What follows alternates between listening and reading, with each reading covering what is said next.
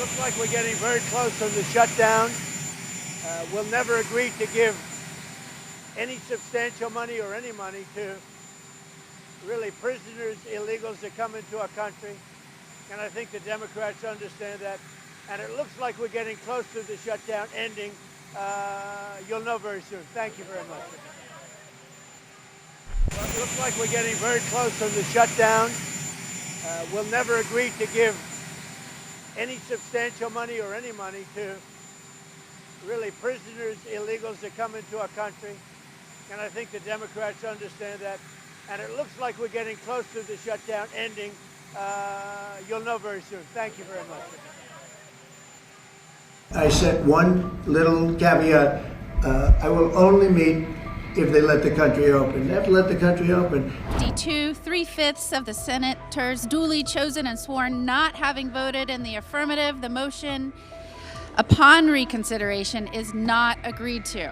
That's dead on arrival because it guts the health care of the American people. Look, it could be a disaster. It really could be.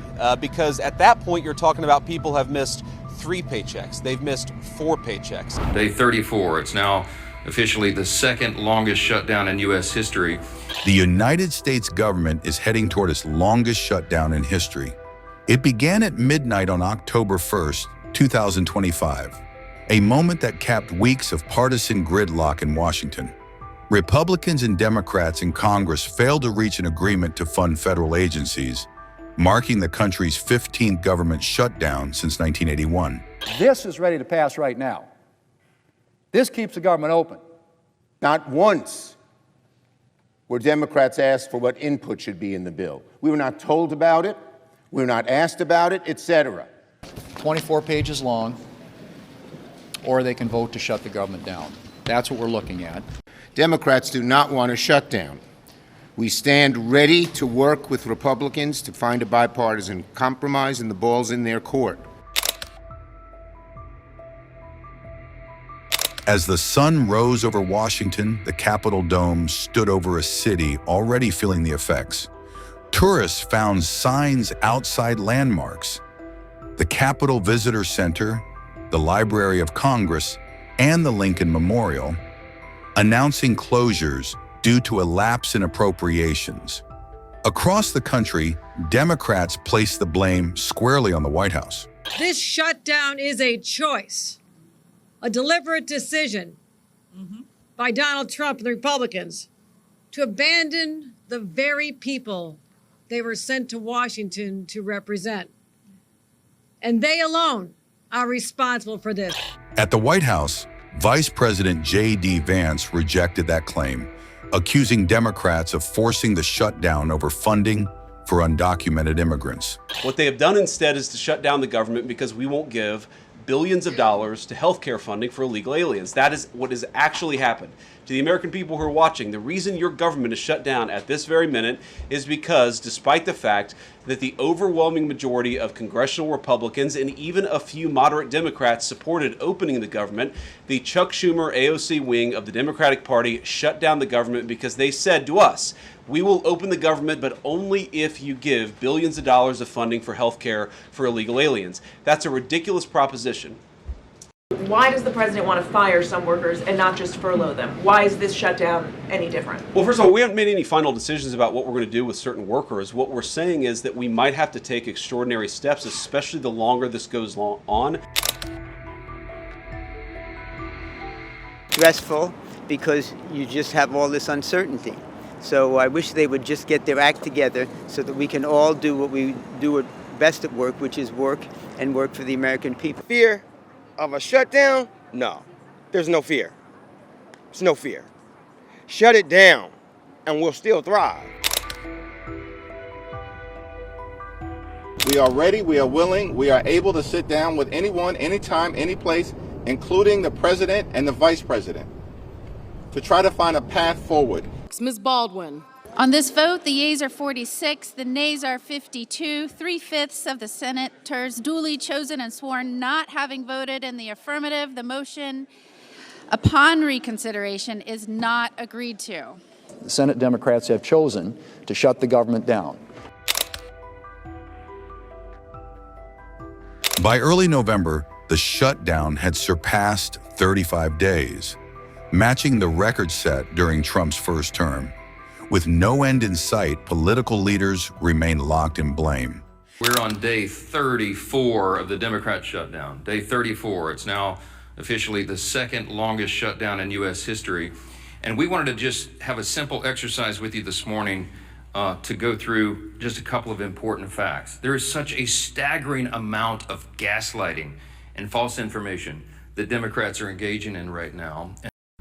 It is extremism on the left that is the direct cause of American suffering right now. As the shutdown approached its 40th day, it had become the longest in U.S. history, halting services, straining workers, and testing the nation's political resilience.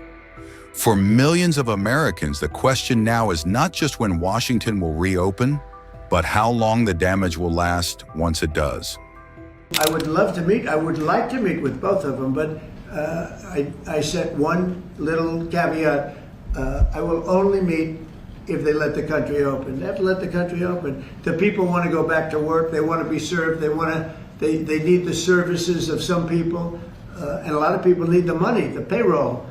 So I'll do it as soon as they open up the country. I'd like to meet. I'm concerned that Senator Johnson's bill still leaves too much discretion up to President Trump. There's too much wiggle room for the administration to basically pick and choose which federal employees are paid and when.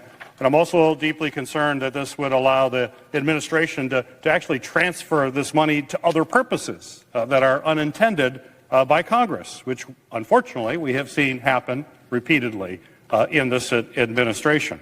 So I believe there are ways that we can put in guardrails. There's a way we can get to that, but we're just not there yet. And I would certainly ask the indulgence of my colleague from Wisconsin to look. We've sent another proposal over to his staff. We can work on this quickly and try to figure out how we get there.